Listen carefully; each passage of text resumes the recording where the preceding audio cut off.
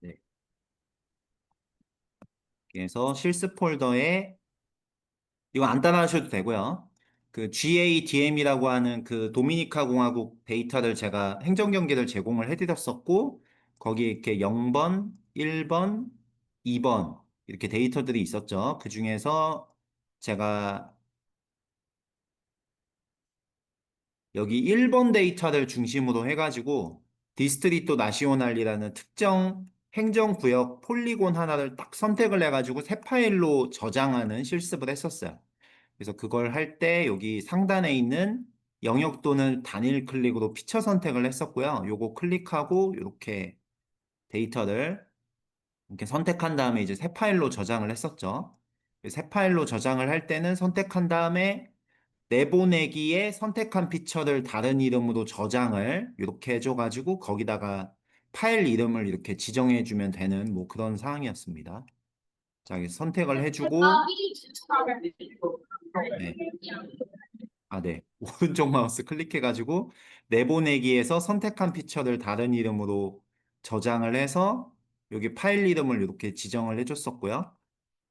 여기서 제가 디스트리토 나시오날 이런 식으로 이제 파일 이름을 지정을 해가지고 저장을 했었습니다. 그리고 제가 챕터 2에서 조금 안내를 드렸었지만 쉐이프 파일이 있고 이제 지오 패키지라는 파일이 있죠. 그래서 그 두 가지의 포맷을 조금 안내 드렸었고 이 지오 패키지 같은 경우에는 하나의 파일에 여러 개의 레이어를 담을 수 있는 아주 그 최신의 이제 아주 괜찮은 데이터 포맷이어 가지고 파일 이름 지정과 레이어 이름을 별도로 이렇게 지정을 할 수가 있었죠. 그렇게 돼서 이렇게 설정하고 확인을 해서 이렇게 새 파일로 끄집어낼 수 있었습니다. 사실 1장에서 실습한 게 방금 보여드린 전부였어요. 그래서 1장에서 이렇게 간단하게 실습하면서 이제 이게 심볼하고 라벨 어떻게 바꾸는구나. 그 다음에 내가 원하는 데이터 선택해서 어떻게 끄집어내는구나를 좀 실습을 했었고 이제 2장으로 넘어갔었고요.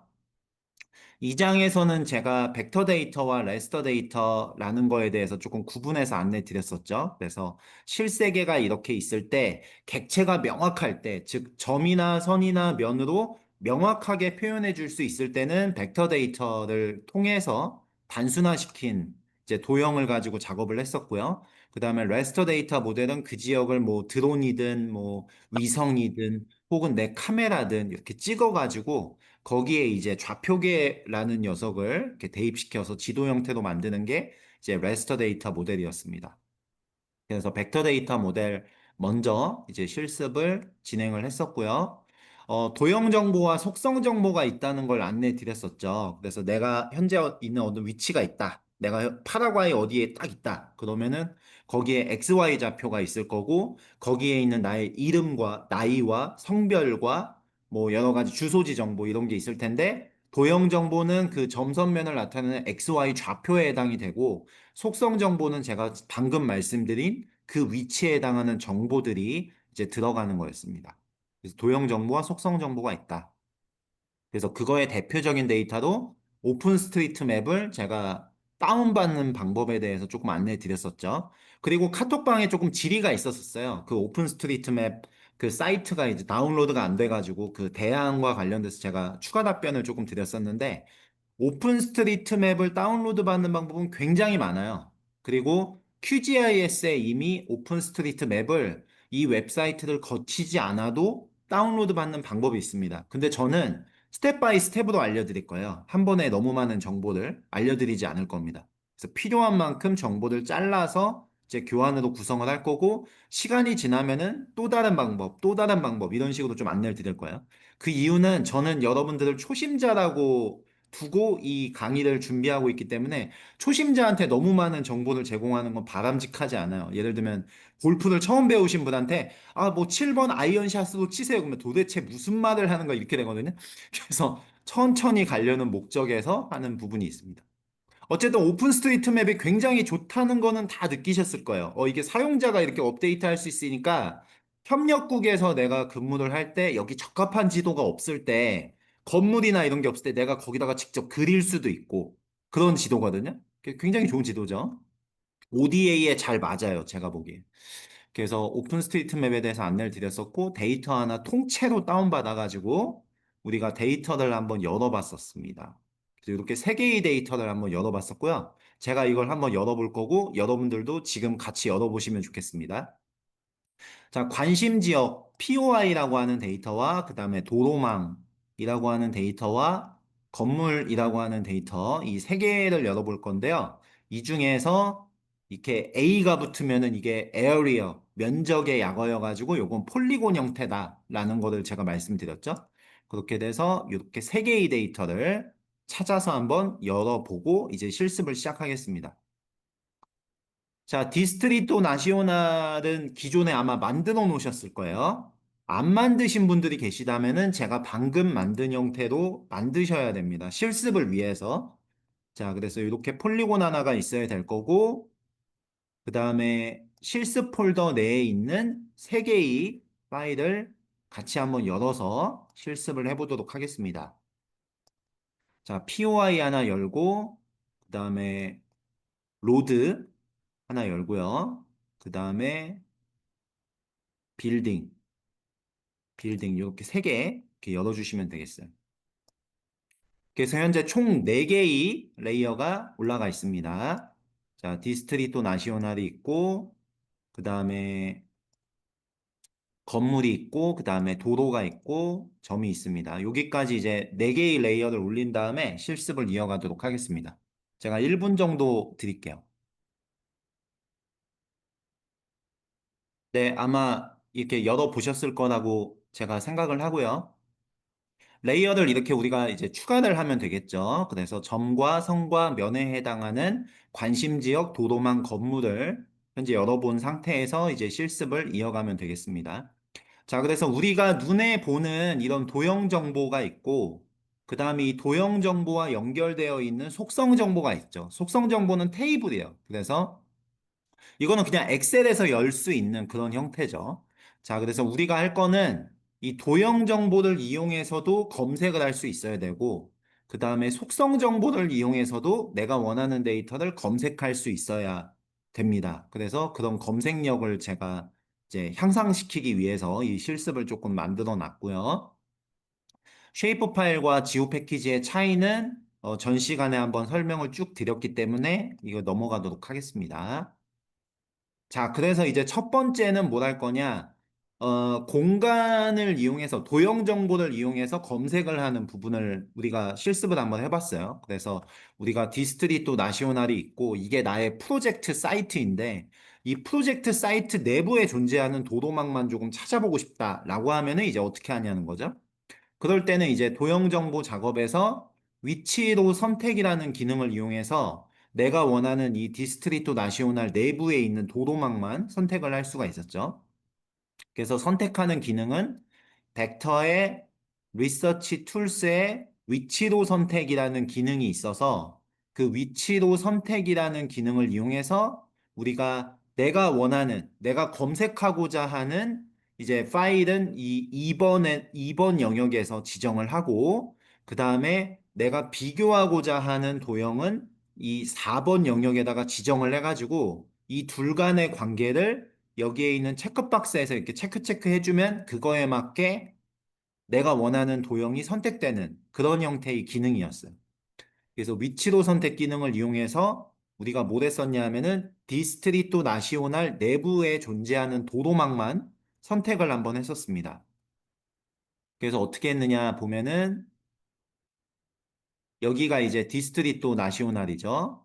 디스트리토 나시오날 영역이 있고 도로가 망이 있을 때 여기 벡터에 리서치 툴스의 위치로 선택이라는 기능을 실행을 했었고요. 벡터의 리서치 툴스의 위치로 선택이라는 기능을 선택을 했었고, 여기서 다음 위치에서 피처를 선택하겠다. 다음 위치에서 피처를 선택하겠다. 즉, 내가 피처를 선택할 이제 파일을 지정하는 부분인데, 여기서는 도로망에 해당하는 이 로드 데이터를 선택을 했었고요. 그 다음에 비교할 피처 같은 경우에는 디스트리토 나시오나를 이렇게 지정을 했었습니다. 이렇게 양쪽에다가 선택을 한 다음에 여기 내에서 이 체크박스 내에서 내가 원하는 거를 지정을 했었죠. 그래서 이 행정구역 내에 들어간 도로만 찾고 싶다라고 하면은 교차가 아니라 내부였죠. within. 그래서 안에 들어가는 도로만 이렇게 선택을 해서 실행 버튼을 누르면은 내가 원하는 이 도로망만 이렇게 딱 선택이 됐었어요. 이게 굉장히 단순하지만 일반 스프레드시트에서는 잘 생각해 보시면 엑셀이나 이런 데서는 절대로 검색할 수 없는 방식이에요. GIS니까 가능한 겁니다. 이제 GIS니까 도로가 딱 있으면 이런 식으로 검색이 가능한 거죠. 이게 아주 기본적이면서 필수적인 기능이에요. 그래서 이 기능을 이용하면 여러분들이 프로젝트 사이트에서 내가 보건과 관련된 사업이다. 오픈 스트리트 맵을 이용해서 내 프로젝트 사이트 내에 병원이 몇 개 있는지 찾아낼 수 있어요. 그 다음에 도로 건설과 관련된 어떤 프로젝트이다? 그러면은 내 프로젝트 사이트 내에 건물 몇 개 있는지, 도로는 길이가 얼마나 되는지 이런 것들을 뽑아낼 수가 있죠. 취약지구가 대상이다. 그 취약지구 내에서 얼마만큼의 버퍼 내에 뭐 학교나 이런 것들이 얼마나 있는지 이런 것들을 이제 찾아낼 수가 있는 거죠. 그래서 이 위치로 선택이라는 기능이 상당히 필수적이면서 GIS에서 아주 기본적인 기능입니다.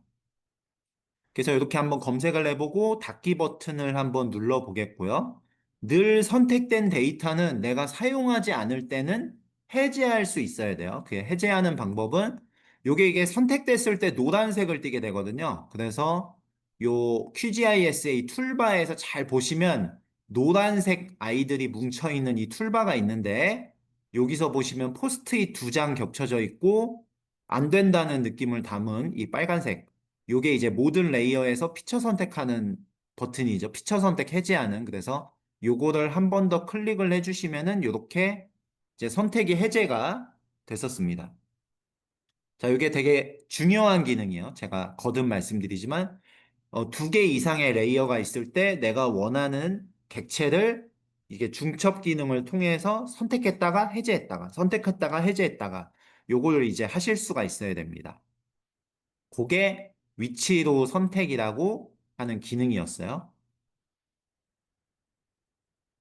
자, 요게 이제 첫 번째고요. 자, 도형 관계를 통해서 이렇게 선택했다가 해제할 수 있다. 자, 그 다음에는 이제 뭘 할 수 있어야 되냐면은 이제는 그 스프레드 시트로 제가 표현한 속성 테이블에서 내가 원하는 걸 이제 선택했다가 해제했다가 할 수 있어야 되겠죠.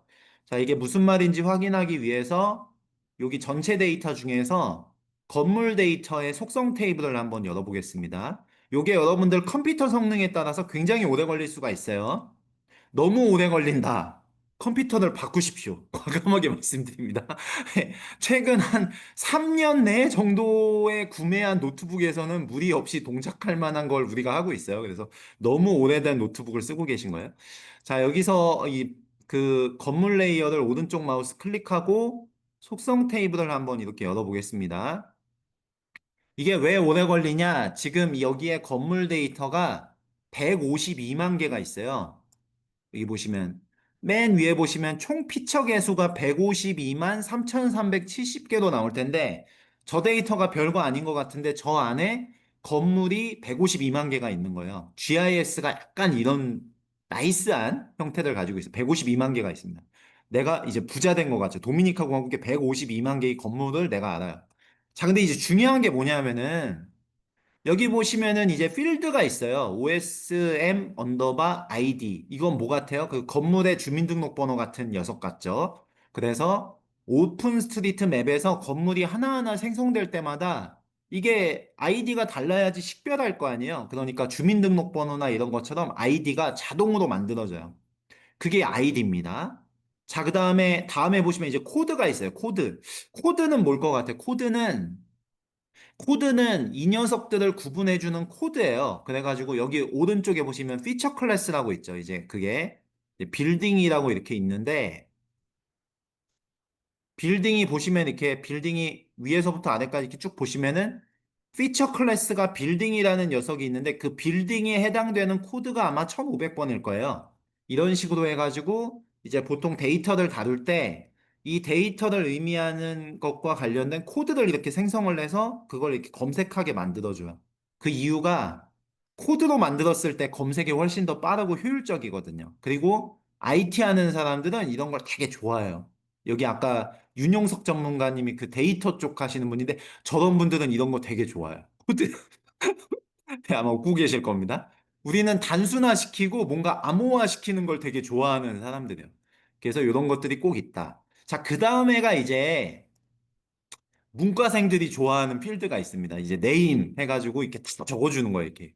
뭐 자연사 박물관이면 자연사 박물관 쭉 이렇게 적어줘요.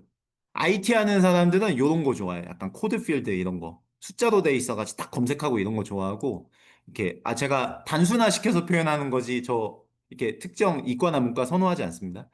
잠깐, 요 네임 필드 보시면은 이렇게 여러 가지 이름으로 있잖아요. 그래서 뭘 할 수 있어야 되냐면은 이 152만 개의 데이터들 중에서 이 네임 필드에서 예를 들면은 이렇게 뭔가 특정 이름으로 되어 있는 이거를 내가 검색할 수 있어야 돼.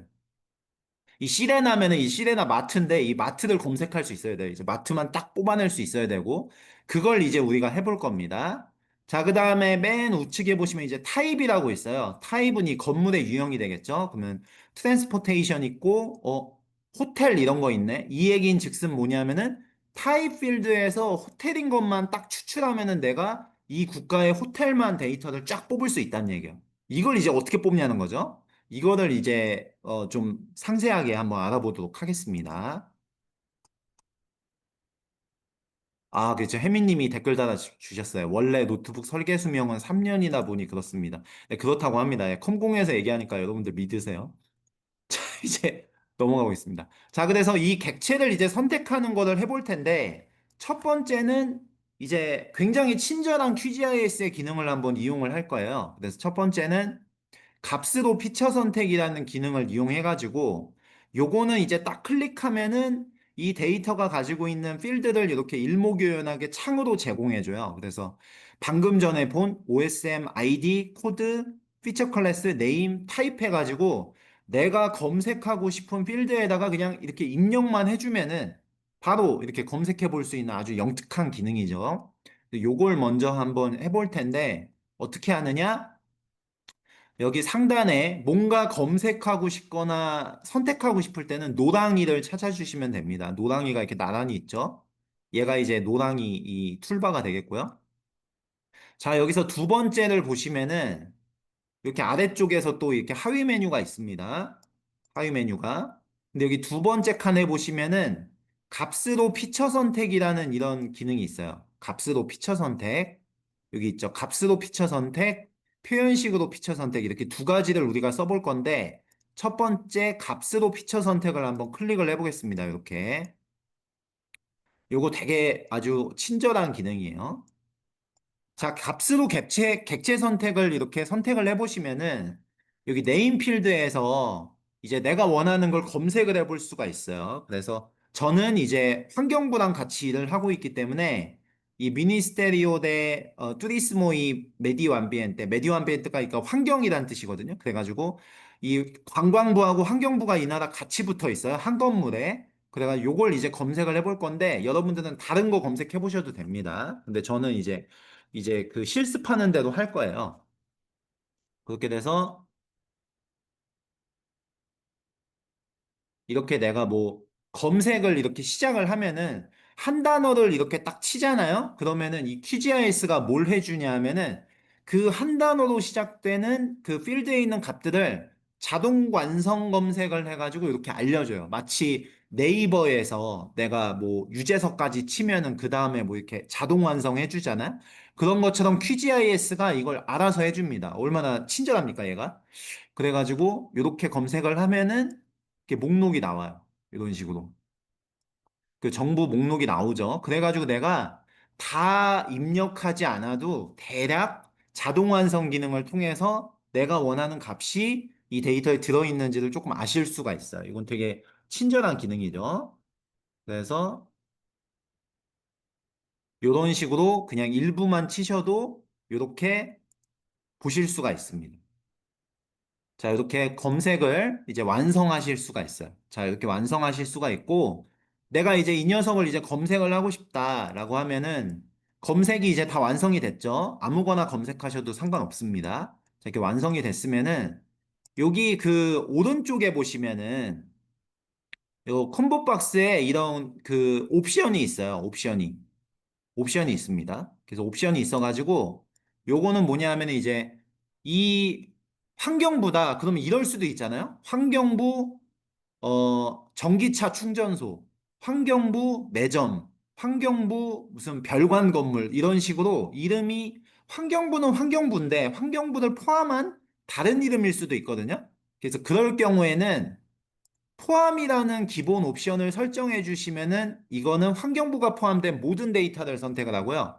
나는 엄밀하게 환경부만 딱 일치하는 것만 찾고 싶다라고 하시면은 여기서 같음이라는 걸 선택을 해주시면은 완전히 일치하는 걸 검색해 주는 겁니다.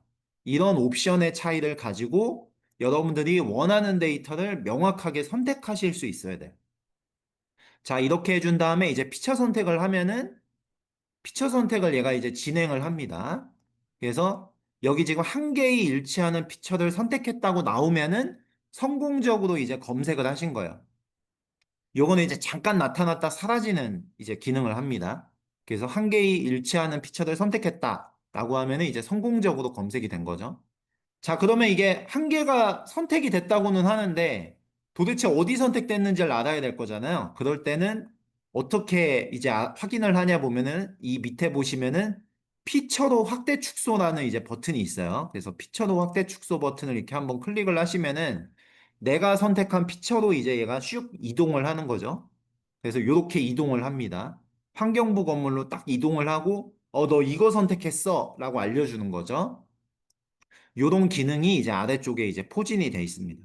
그리고 얘가 내가 선택한 게 맞는데 이게 여러 건물 안에 이렇게 딱 포함이 돼 있다. 그러면은 이게 맞아 한 번 더 체크해 보고 싶어 라고 하면은 여기서 피처 플래시라고 하는 버튼을 한번 클릭을 해보시면은 얘가 인터랙티브하게 한번 이렇게 액션을 걸어주는 거죠. 그래서 네가 선택한 게 맞아 이렇게 알려주는 거죠. 여기까지가 이제 일반적으로 접근하는 값으로 피처 선택이라고 하는 기능이에요. 이게 굉장히 자주 쓰는 기능입니다. 그래서 여러 개의 데이터가 있을 때 내가 이제 원하는 데이터를 이제 선택을 할 수가 있는 거죠. 그래서 뭐 한번 해봤고요. 그래서 내가 네임을 이용해서 이제 내가 환경자원부를 이렇게 검색을 했는데 그게 아니고 나는 아까 타입 필드에 호텔이 있던데 호텔만 검색하고 싶다라고 하시면은 여기 네임 필드 여기 보시면 이제 X 버튼 있죠. 이렇게 돼서 없애고 여기서 또 타입에서 호텔 호텔을 해서 이렇게 검색을 해볼 수가 있죠. 호텔이 H가 이제 소문자라고 얘가 친절하게 알려주네요. 저는 대문자로 입력을 했는데 자, 그래서 만약에 호텔을 검색하겠다라고 하면 호텔 이렇게 되고 마찬가지로 호텔을 포함하는 걸 검색을 해줘 라고 하고 이제 피처 선택을 하면 되는 거죠. 요거 좀 오래 걸릴 수 있어요. 지금 152만 개에서 이제 호텔을 찾기 때문에 얘가 이제 뭔가 이렇게 작업을 할 수가 있습니다. 486개의 호텔이 있대요. 제가 검색을 했더니 방금 전에 검색을 해보니까 486개의 호텔이 있다고 합니다. 이 데이터는 현재 그 IT 쪽도 전부 다 포함한 이제 데이터 셋이죠. 자, 그렇게 되고 호텔 다 검색해가지고 피처로 확대 축소 요거 버튼 누르면은 얘는 이제 호텔 전체가 있는 건물을 이렇게 딱 보여주겠죠. 그래서 아마 조금 넓은 영역이 선택이 될 거야. 이런 식으로. 486개의 매칭되는 피처들이 지금 지도가 이렇게 국가 전체로 나와서 그런데 어딘가는 지금 노랑이로 표현이 돼 있을 겁니다. 자, 이런 식으로 해가지고 내가 원하는 데이터를 이제 검색하실 수가 있는 거죠. 요게 이제 피처 선택하는 기능입니다. 자, 여기까지 아주 좀 제 기준에서는 좀 천천히 기능을 한번 알려드렸고요. 제가 천천히 진행하는 거는 굉장히 중요하다는 얘기예요. 여러분들이 까먹으시면 안 되는 기능이다라는 측면에서 이제 진행을 하고 있습니다. 자, 닫기 버튼 한번 눌러볼게요. 자, 닫기 버튼 한번 누르고 자, 이제 우리 뭐 해야 되죠? 한번 선택을 했었으니까 선택 해제를 해야 되겠죠. 자, 포스트잇 두 개 겹쳐져 있는 선택 해제 버튼을 한번 누르고 다음 실습으로 진행을 해보겠습니다. 자, 이제 값으로 피처 선택에 이어서 좀 더 전문적인 선택 기능을 한번 알아보도록 할게요. 자, 요렇게 해서 해도 돼요. 요렇게 해서 해도 되는데, 만약에 이런 거를 검색하고 싶을 땐 어떻게 죠 제가 질문을 하나 해보겠습니다. 자, 460 몇 개의 호텔이 있었는데, 내가 하고 싶은 건 그게 아니고, 460 몇 개의 호텔 중에서, 예를 들면은, 라마다 호텔을 검색을 하고 싶어요. 그러면 이게 두 개의 필드에 대한 조건이 되죠. 네임은 라마다고 타입은 호텔인 거를 내가 검색을 하고 싶어요. 그 경우에는 어떻게 하죠? 그 경우에는 뭐 양쪽 다 설정을 해서 해도 돼요. 근데 그렇게 했을 때, 그렇게 뭔가 계산이 복잡해졌을 때, 이 값으로 피처 선택은 더 이상 편리한 도구가 아닌 게 됩니다. 왜냐하면 조금 더 좋은 편리한 기능이 있거든요. 그게 어떤 기능이냐면은 표현식으로 피처 선택이라고 하는 기능이에요. 그래서 이 기능에 대해서 이제 알아보도록 하겠습니다. 자, 우리가 똑같은 거를 한번 해볼 거예요. 똑같은 걸 한번 해볼 건데, 이번에는 표현식으로 피처 선택이란 기능을 이용해서 이 자연사 박물관을 검색해 보는 그런 기능을 한번 다뤄보도록 하겠습니다. 자, 여기하고 똑같이 제가 한번 재현을 해볼게요. 같이 검색을 해보겠습니다. 자, 이번에도 건물에서 내가 원하는 걸 검색을 할 거예요. 자연사 박물관을 한번 검색을 해볼 거예요. 제가 여기 선택한 이유가 제가 갔다 왔거든요. 그래가지고 특별한 이유 없어요. 자, 이제 어떻게 검색을 하느냐?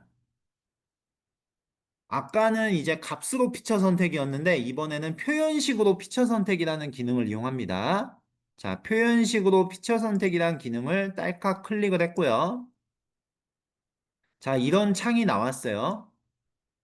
자, 이게 굉장히 중요한 창이에요. 우리가 아주 그냥 GIS 실행하면은 늘 쓸 창이에요. 늘 쓸 창. 늘 사용할 창입니다. 자, 내가 레이어 선택하고 표현식으로 선택창을 실행을 했더니 다음과 같이 이렇게 창이 실행이 됐고요. 자, 이걸 어떤 식으로 쓰는지 제가 이제 안내를 드리겠습니다. 자, 가운데에 보시면은 검색 버튼이 달려 있는 뭐 이런 그 기능들의 배열이 있어요. 여기서 보시면 필드와 값이라는 부분이 있습니다. 자, 필드와 값을 이렇게 더블 클릭하시면은 우리가 앞서 살펴봤던 이 데이터의 속성 테이블에 있는 필드 이름들이 다음과 같이 이렇게 쭉 나와요.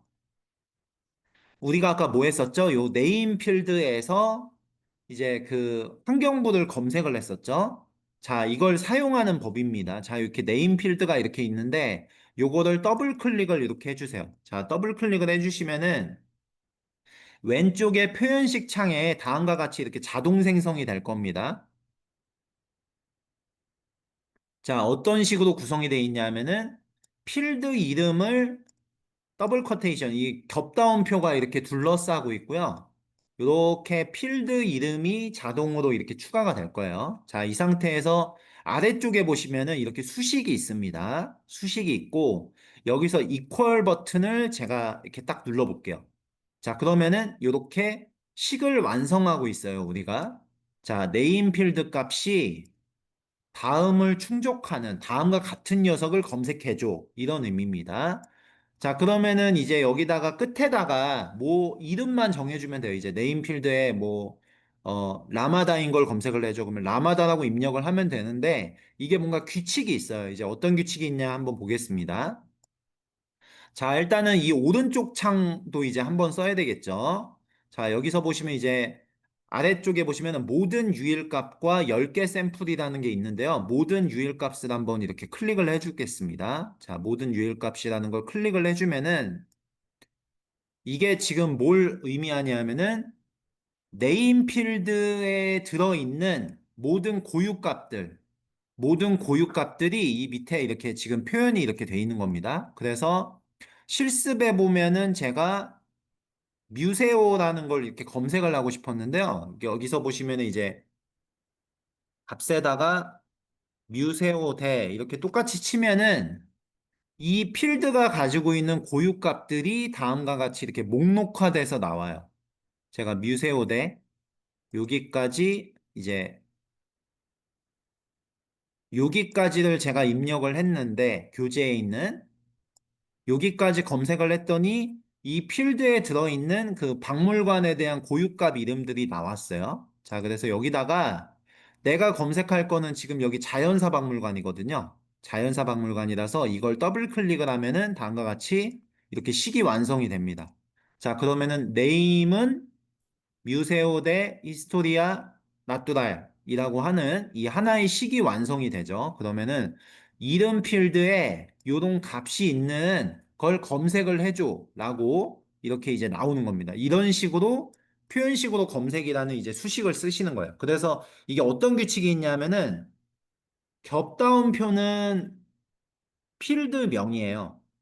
그 다음에 콧다운표는 필드 값을 나타내는데 텍스트 형태일 때는 이렇게 콧다운표로 이렇게 표현을 합니다. 그래서 이런 식으로 검색을 하시면은 내가 원하는 데이터를 이렇게 검색해서 가져오실 수가 있어요. 그래서 예를 들면은 이런 겁니다.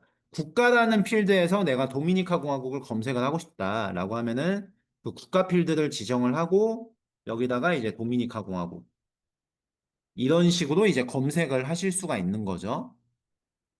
근데 이 방법이 왜 중요하냐? 이 방법은 굉장한 확장성을 가질 수가 있어요.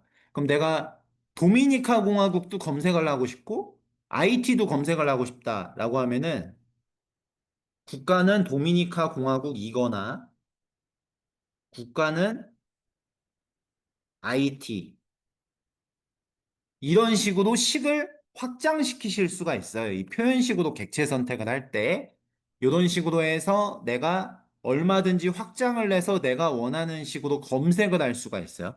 이걸 또 나중에는 요거 지금 뭐 이렇게 외우실 필요는 없는데 이걸 줄이실 수도 있습니다. 이런 식으로. 자, 도미니카 공화국이나 IT에 해당되는 걸로 이렇게 줄여줘. 이런 식으로 해서 식을 얼마든지 확장을 하실 수가 있어요. 국가가 도미니카 공화국으로 시작하는 여성만 검색을 해줘. 라는 식으로 이렇게 바꿔서 쓰실 수가 있어. 이걸 제가 실습하면서 하나하나 알려드릴 거예요. 이걸 어떤 식으로 확장을 하는지. 그래서 이 표현식으로 선택하는 기능이 굉장히 중요하다라는 부분을 이제 안내해 드렸습니다. 자, 그러면 이렇게 하고 이제 선택을 하면은 피처가 선택이 되겠죠?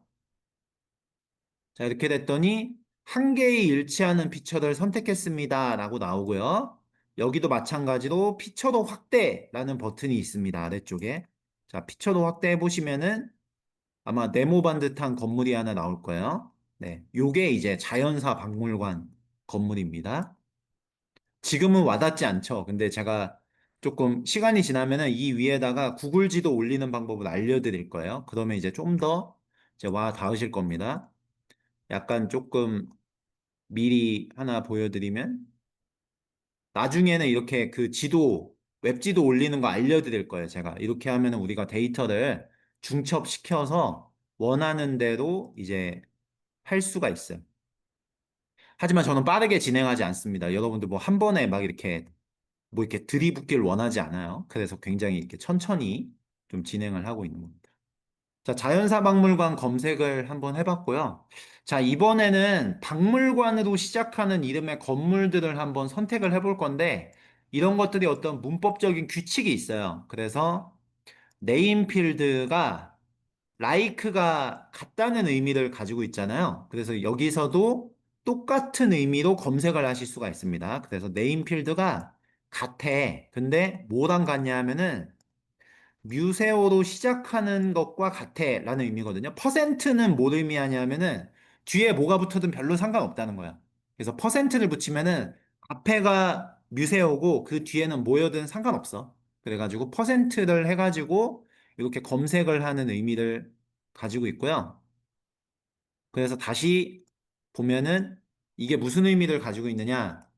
예를 들면 국가가 도미니카 퍼센트다 그러면 뭐냐면은 뭐 도미니카 주유소, 도미니카 화장품 뭐 아무 상관없어요. 그래서 도미니카도 시작되는 거 그냥 다 찾는 의미고요.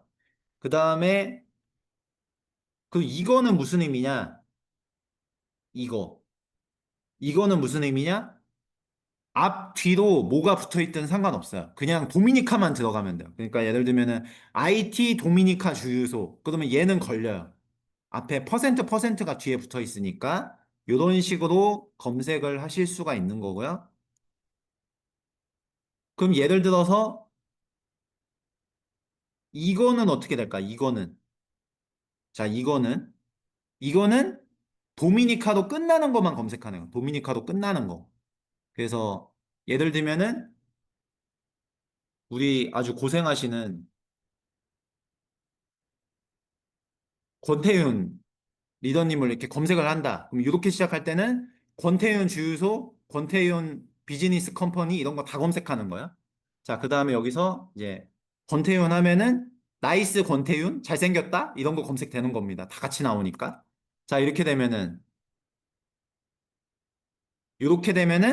굿바이 권태윤 같은 건 검색되겠죠. 권태윤으로 끝나니까. 이런 식의 어떤 규칙을 가지고 있는 거예요. 이거 별거 아닌 것 같죠? 이 규칙 모르면은 여러분들이 상당한 고생을 하게 됩니다.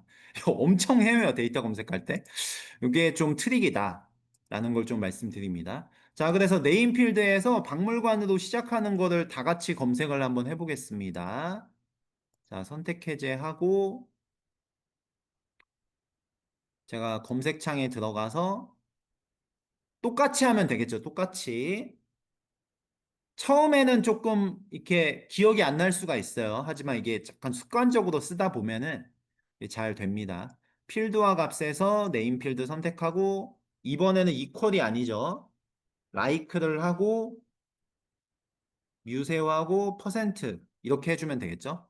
자, 이렇게 해주고 피처 선택을 해보면은 이거는 여러 개가 이제 검색이 되겠죠. 10개의 피처가 선택이 됐어요. 요거는 사실이 아닐 거예요. 제가 지금 여기서 대충 알고 있는 박물관만 10개가 넘거든요. 그래서 여기서 잠깐 말씀드리고 싶은 게 여러분들 그 대한민국 같은 경우에도 수치지도라고 해가지고 여러분들 국가의 그 GIS 데이터 이렇게 다운로드 받으실 수 있거든요. 무료로 다운로드 받으실 수 있어요. 그게 굉장히 해상도도 좋고. 근데 여러분들 생각하셨을 때 그런 데이터가 국가가 굉장히 많은 비용을 들여서 만들어요. 예를 들면은 우리나라 국가 같은 경우에는 항공 정사 영상만 거의 이렇게 한 판 하는데 한 500억에서 다 해서 한 2천억 정도 쓸 거거든요. 근데 그럼에도 불구하고 그걸 기반으로 만들어진 데이터가 늘 틀려요. 완벽하지 않아요. 제가 미국이든 캐나다든 호주든 영국이든 GIS 선진국이라고 하는 국가들도요. 제가 뭐 나를 잡아서 마음 먹고 그들의 국가 데이터를 이렇게 타다 보면은요. 쉽게 쉽게 데이터 오류 찾을 수 있습니다. 그래서 제가 여러분들께 말씀드리고 싶은 게 그 단톡방에 막 그런 거 올라왔더라고요. 그래서 오픈스트리트맵과 뭐 구글맵 어떤 걸 더 신뢰해야 되냐라고 하는데 제가 꼭 말씀드리고 싶은 게 뭐냐면은 현 시점에서 100% 정확한 지도는 어디에도 존재하지 않아요. 그래서 내가 다루는 데이터가 몇 퍼센트 정도의 정확도를 가지고 제공이 되는지를 여러분들이 조금 신경을 쓰실 필요가 있어요. 이런 벡터 데이터를 쓸 때는 축척이 그 답이 될 수 있습니다. 1대 5천 축적, 1대 2만 5천 축적, 1대 뭐 5만 축적, 10만 축적 이런 것들이 조금 정확도를 가늠하는 부분이 될 수가 있고요. 그다음에 그 영상이나 이제 다른 데이터를 다루실 때는 정확도가 함께 늘 제공이 돼요. 토지 피복 지도를 여러분들이 쓰신다. 제 실습에서도 토지 피복 지도를 쓸 텐데 그게 정확도가 함께 제공이 됩니다. 이거 75% 정확도예요. 이런 식으로 제공이 돼요. 그걸 늘 생각을 하시면서 쓰실 필요가 있습니다. 지도는 늘 정확하지 않아요. 일정 수준의 정확도를 가지고 있는 거예요.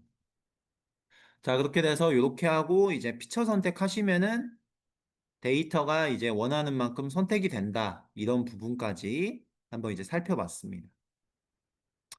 자, 그 다음에는 이제 조금 간단한 벡터 데이터 분석을 한번 해보도록 하겠습니다. 아마 이게 벡터 실습의 마지막이었을 거예요. 맞아요. 자, 이제 거의 벡터의 이제 마지막에 와 있습니다. 자, 이번에는 뭘 해볼 거냐면은 위치 선택하고 속성 선택을 섞는 거예요. 이제 두 가지를 한 번에 이제 할 겁니다. 자, 제가 여러분들께 지금 미션을 드립니다. 자, 여러분들이 학교와 관련된 이제 뭔가 ODA를 하고 있어요. 그래서 나의 프로젝트 사이트는 디스트리토 나시오날이고 지금까지 배운 여러분들의 그 기술을 이용해서 제가 여러분들께 드리는 숙제는 뭐냐면은 디스트리토 나시오날의 내부에 학교가 몇 개나 있어요. 그걸 좀 파악해 주시고 지도도 만들어 주세요. 라고 이제 요청을 받았어요. 협력국에서 그걸 원합니다. 이제 스킬이 없어요. GIS 스킬이 없어서 자, 뭐 프로젝트 사이트에 학교가 몇 개가 있나요? 이걸 좀 파악해 주실 수 있나요? 뭐 이런 요청이 들어왔어요. 그럼 이제 어떻게 할 거냐는 거죠. 그럼 이제 첫 번째가 뭘 할 수 있냐면은 디스트리토 나시오날 내부에 있는 객체들 중에서 이제 그 객체들을 1차적으로 꼬집어낸 다음에 그 중에서 특정 필드에서 학교라는 이름을 가지고 있는 객체를 선택을 해야 되겠죠? 그럼 우리가 두 가지의 기능을 다 써야 돼요. 위치로 검색하는 기능과 속성으로 검색하는 기능. 그걸 의도해서 요 간단 벡터 분석 실습을 제가 설계를 했고요. 그걸 한번 진행을 해보도록 하겠습니다. 자, 첫 번째는 뭘 할 거냐면은 위치로 선택을 이용해서 포인트 데이터들 중에서 디스트리토 나시오날에 해당되는 데이터만 제가 선택을 한번 해볼 거예요. 자, 그걸 먼저 해보겠습니다. 자, 실습 데이터 중에서 자, 우리가 이제 처음 시작하니까 이제 두 가지 레이어만 다룰 겁니다. 자, 이렇게 두 가지 레이어만 다룰 거예요. 포인트 데이터, POI라고 하는 데이터하고 디스트리토 나시오날 이 두 가지만 다룰 거고요. 디스트리토 나시오날 지역으로 이제 좀 이렇게 확대를 해볼게요. 자, 확대할 때는 해당 레이어 선택한 다음에 오른쪽 마우스 클릭하시면 레이어로 확대 축소라고 하는 기능이 있습니다. 단축 메뉴에. 이렇게 레이어 선택하시고 오른쪽 마우스 클릭하시면 맨 위에 레이어로 확대 축소라고 하는 기능이 있어요. 자, 그러면은 내가 이제 처음에 하고 싶은 거는 여기 이 디스트리토 나시오날의 내부에 해당되는 요 포인트만 선택해서 새 파일로 추출하는 걸 제가 할 거예요. 이걸 왜 하려고 하느냐? GIS 데이터는 알고 계신 것처럼 하나의 데이터가 몇백만 개의 데이터를 막 이렇게 담을 수가 있어요. 그래서 보통 작업을 할 때 우리가 필요한 만큼을 잘라내서 씁니다. 자, 이 포인트 몇 개 있는지 한번 볼까요? 자, 속성 테이블 들어가 보면은 35,830개가 있어요. 요거는 뭐 얼마 없지만 나중에 여러분들이 데이터 작업을 할 때는 굉장히 많은 데이터를 다룰 수가 있거든요. 그래서 그럴 경우에는 데이터를 적정 수준으로 이제 잘라내는 작업을 하실 수가 있습니다. 자, 그래서 우리가 뭘 할 거냐면은 위치로 이 포인트를 이 디스트리토 나시오날과 겹치는 것만 딱 선택을 한 다음에 디스트리토 나시오날 POI라는 이름으로 해가지고 데이터를 한번 저장을 해볼 겁니다. 자, 요걸 한번 진행을 해볼게요. 자, 첫 번째는 어떻게 해야 되죠?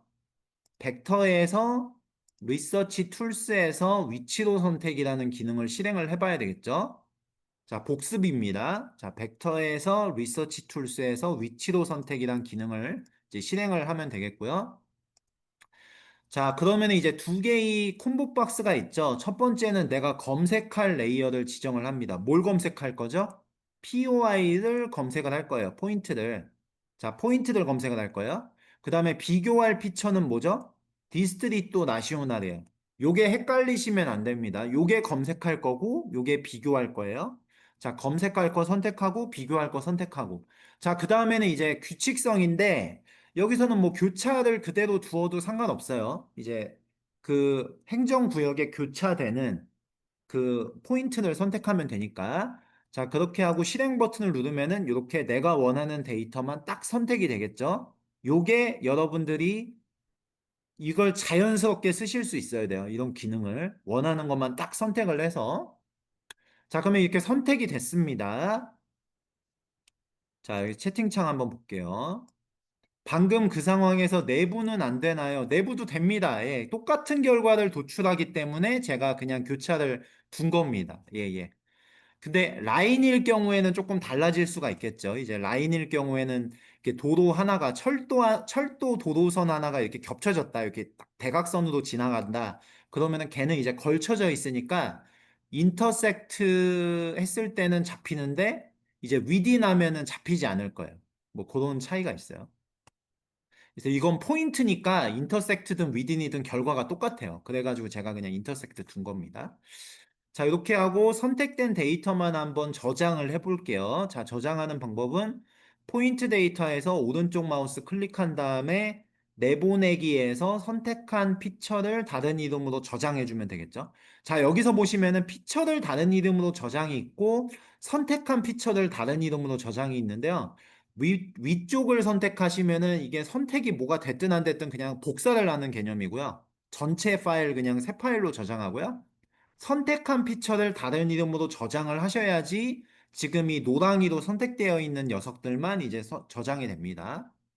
자, 그리고 파일 이름은 제가 이렇게 통일을 하겠습니다.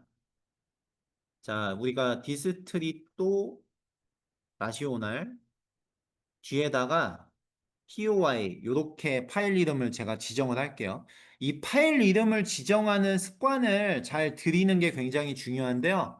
이렇게 이름을 지정하면은 디스트리토 나시오날 지역의 POI구나를 이 파일명에서 알 수가 있죠. 그래서 이런 식으로 파일 작업을 하다 보면은 나중에 파일들이 디스트리토 나시오날로 시작이 되고 그 뒤에 파일 이름들이 이렇게 바뀌어서 이렇게 저장이 될 거예요. 이런 파일 명명을 습관을 들이는 작업이 굉장히 중요합니다. 제가 강의를 20대 후반부터 이 QGIS 강의를 했으니까 거의 십수년 했거든요. 근데 초심자들이 어떤 성격을 가지고 있냐, 파일 이름을 막 이런 식으로 되게 많이 정해요. 내 파일.shp. 이거 농담 같죠? 이런 거 되게 많아. 드디어 해냈다. SHP. 제가 이거 만드는 거 아닙니다. 실제로 경험담입니다. 그 다음에 뭐 IT를 내가 대장국이다. IT 힘드네. SHP. 여러분 이런 거 없을 것 같죠? 여러분들 지금 확신하죠? 이런 거 안 할 거라고. 근데 여러분들 GIS가요. 파일을 진짜 많이 만들거든요. 그래서 나중에 어떤 일이 생기냐면은 IT 힘드네. 언더바 1. 그 뭔가 했어요. IT 힘드네. 막 언더바 2. 그 다음에 나중에 어떻게 되냐? 드디어 해냈다. IT 힘드네. 파이널. 일주일만 지나도 내가 무슨 작업을 한 건지 도저히 기억이 안 나. 그러니까 제가 말씀드리고 싶은 게 파일 명명 규칙은 제가 그동안에 내가 이렇게 20년 가까이 하면서 이렇게 하는 게 좋아요라는 경험담에서 공유드리는 거니까 이렇게 독창적으로 절대로 작업하지 마세요, 여러분들. 특히 파일 이름, 파이널, 저도 지금 이렇게 쓰거든요. 근데 자신 없으면은 이런 이름 절대로 쓰지 마세요. 인간은 망각의 동물입니다. 그래서 늘 알아볼 수 있게 작성하는 게 중요하다라는 부분을 꼭 말씀드려요. 자, 그래서 파일 이름을 이렇게 명확하게 지정을 하고요. GPKG 파일은 하나의 그 데이터베이스 포맷이어가지고 여기 하나에다가 레이어 여러 개 집어넣을 수 있다고 했죠. 그래서 레이어 이름도 이렇게 지정을 해줍니다. 파일 이름, 레이어 이름 별개예요. 그래서 이거 왜 이렇게 지정하는지 이해하고 있으셔야 됩니다. 쉐이프 파일과는 다르게 GPKG 파일은, 지오 패키지 파일은 하나의 파일에 여러 개의 레이어를 집어넣을 수 있다. 그러니까 당연히 레이어 이름이 별개여야 되겠죠? 그래서 레이어 이름을 지정하는 겁니다. 자, 이렇게 하고 확인 버튼을 누르면은 레이어가 이렇게 내가 원하는 디스트리또 나시오날만 이렇게 지정이 되겠죠. 자, 이렇게 해서 내가 원하는 만큼 잘라낼 수 있어야 된다라는 부분을 이제 말씀을 드려요. 잘라낼 수 있어야 돼요. 자, 채팅 메시지 한번 볼까요? 네. 너무 오래 걸리는 건 노트북을 교체하는 게 필요하겠죠. 자, 제가 참고로 말씀드리면은 음, 여러분들 제가 실습하는 GIS 데이터들이 이렇게 몇백만 개의 피처들을 가지고 있긴 하지만 이거 굉장히 스몰 데이터예요. 굉장히 작은 데이터고 제가 지금 사용하는 노트북도 70만 원대 노트북이에요. 제가 고가의 노트북을 쓰지 않거든요. 그래가지고 한 70만 원대 노트북인데 제가 뭐가 다르냐 하면은 한 3년, 2년 그 정도 주기로 저는 노트북을 한 번씩 바꿔요. 그래서 그 정도의 투자만 하시면은 GIS 데이터 아마 다루시는 데는 크게 문제가 없을 거고요. 그 다음에 또 하나는 뭘 보셔야 되냐면은 C 드라이브 용량을 한 번씩 체크를 해보셔야 돼요. 제가 그 경험적으로 봤을 때 C 드라이브 용량이 별로 안 남으시거나 관리가 좀 안 돼 있는 경우에 이게 분명히 영향을 미칠 수가 있거든요. QGIS가 C 드라이브에 저장돼 있기 때문에 그래서 그런 부분 조금 보시면 되고 음, 대용량 데이터 어디서 찾아보고 다루는 거 테스팅 할 수 있을까요? 테스팅 해보고 안 되면, 네, 지금 질문 시간인 것 같아요. 뭐 질문이 되게 많이 나오네. 예. 제가 잠깐 이거 질문 살짝 답변 드리고 이어가겠습니다. 자, 파일 이름은, 데이터를 내보내기 할 때, 이 파일 이름에서 입력하시는 것이 아니고, 여기 오른쪽에 보시면 탐색 버튼 눌러서 이렇게 지정해 주시면 되고, 요 뒤에다가 따로 확장자 안 만드셔도 됩니다. 그냥 이름만 지정해 주시면은 뒤에 알아서 이렇게 GPKG가 붙는 형태고요. 자, 그 다음에 대용량 데이터 어디서 찾아보고 다루는 거 테스팅할 수 있을지 테스팅해보고 안 되면은 지금 그냥 오픈스트리트맵 처리하시는데 문제가 조금 발생되고 너무 느리다. 강사가 진행하는 것보다 너무 느린 것 같다 하면은 그 노트북을 확인하시고 좀 교체를 해보셔야 될 것 같은데 그 노트북의 메모리를 한번 확인해 보시면 좋을 것 같아요. 요즘에 나오는 메모리는 보통 8기가 이상의 메모리가 다 제공이 되거든요. 그래가지고 16기가 이상이면은 메모리가 이상적이고요. 8기가 이상 정도는 돼야지 이제 괜찮다고 보시면 됩니다. 그 다음에 피처를 선택할 때 가장 위에 있는 레이어의 네임만 찾을 수가 있을지, 어, 예를 들어서 디스트리또 관광부를 찾을 때 빌딩 레이어가 가장 위에 있어야 하는지, 피처 선택 시에 가장 위에 있는 레이어의 이름만 찾을 수 있는지, 이게 어떤 질문이실까요? 설명을 드리자면은 네, 지금 레이어 창이 보이잖아요. 네네네. 화면에서. 제일 위에가 지금 GIS OSM 로드가 있고, 두 번째가 POI가 있고, 세 번째가 POIS 프리가 있잖아요, 보면은. 만약에 로드가 제일 위에 있어요, 지금처럼. 네네. 그 상태에서 피처 선택을 갔어요. 네네. 그래서 제가 이름 찾을 때 미네스트리오 투어리즘을 치면은 안 나오나요? 안 가장 그 나오죠. 로드 이름만 나올 왜냐면 수 있는 거. 그거는 그 레이어의 순서 때문이 아니고 내가 검색을 할 때 내가 선택한 레이어의 데이터로 접근을 하기 때문에 이 순서하고는 관계가 없고요. 도도망을 선택한 상태에서 검색을 하면 이 도도망에 있는 속성 값을 검색하기 때문에 거기선 검색이 안 되는 겁니다. 알겠어. 감사합니다. 네네. 새롭게 레이어를 저장해야 되는데, 제가 그 새 파일 저장하는 것만 다시 한번 보여드리고 이제 넘어가도록 하겠습니다. 새 파일 저장을 할 때, 이렇게 그냥 똑같이 하시면 돼요. 그 오른쪽 마우스 클릭하시고, 내보내기 하시고, 이제 선택한 피처를 다른 이름으로 저장하시거나 피처를 다른 이름으로 저장하시면 되고요. 포맷도 사실 여러 가지 선택할 수 있거든요. 근데 우리는 지오 패키지도 쓰고 있고 파일 이름에서 탐색 버튼 눌러서 파일 이름만 이렇게 선택해 주시고 레이어 이름 마찬가지로 지정해 주시고 확인. 네, 요렇게만 해주시면 됩니다. 그러면은 새 파일이 내가 원하는 위치에 잘 저장이 될 겁니다. 네, 여기까지 안내 드리고 조금 실습을 이어서 가보도록 할게요. 자, 여기까지 해가지고 이제 POI를 새 파일로 저장을 했고요. 이제 남은 것은 이제 특정 행정구역 내 학교 이름을 이제 세는 건데요.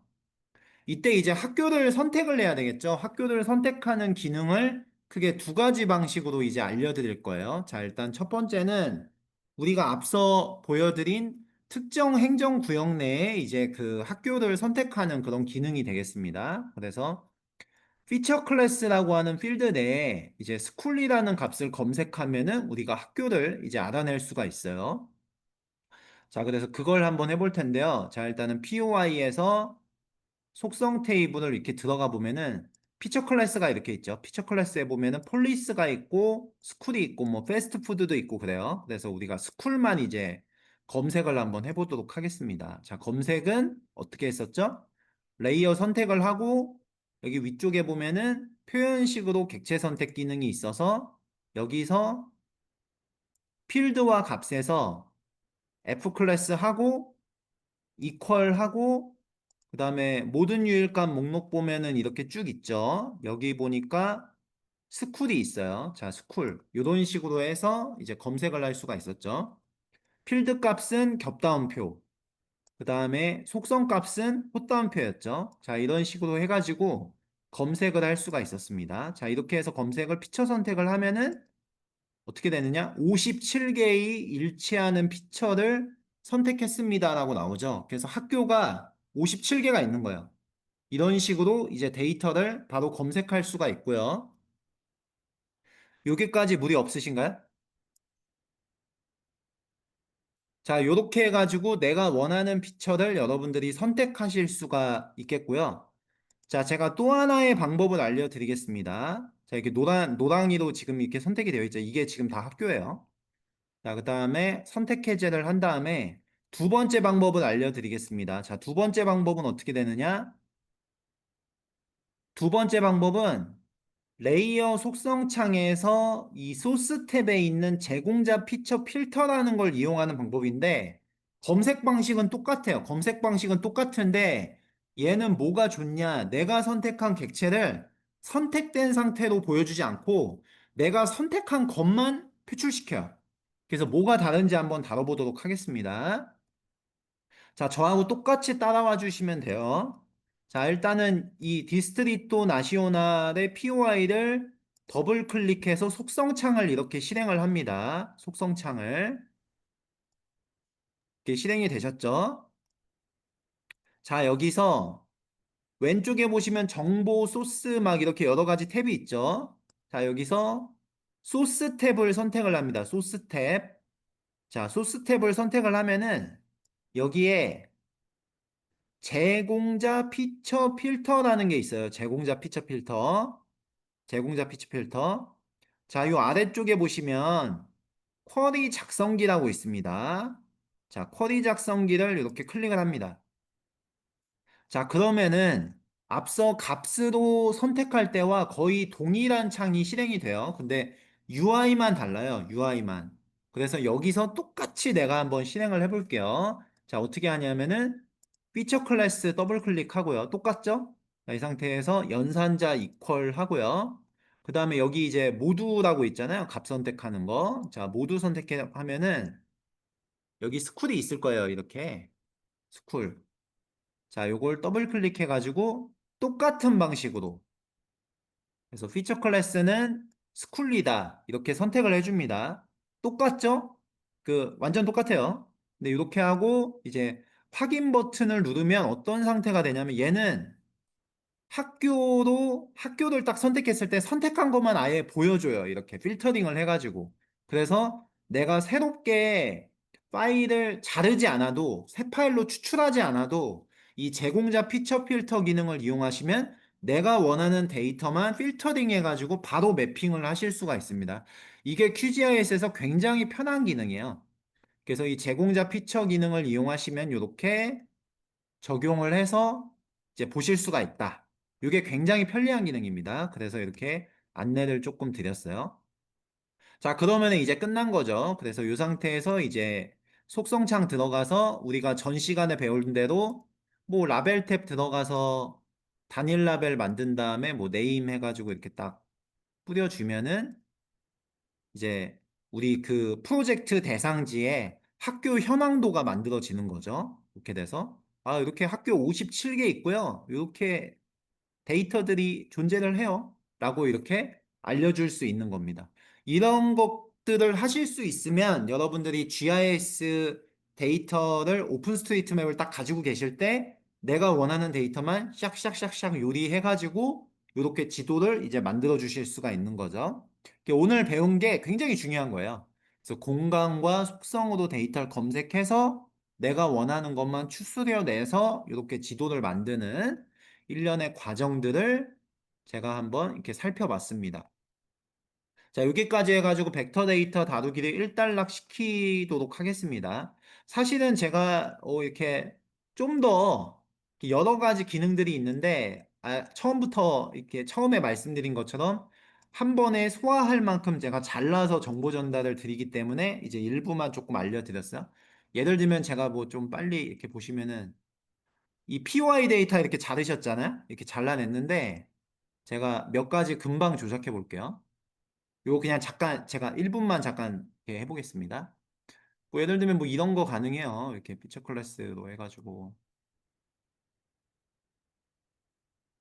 한 번에 어떤 유형의 데이터가 있는지 우리는 뭐 이렇게 QGIS에서 제가 버튼 조작 뭐 별거 안 했잖아요. 근데 이렇게 유형별로 이렇게 볼 수도 있고 각각 몇 개인지 이렇게 바로 밝혀낼 수 있어요. 이게 뭐 렌터카 뭐 13개 있구만. 카와시 뭐 14개 있구만. 이런 식으로 이렇게 밝힐 수도 있고요.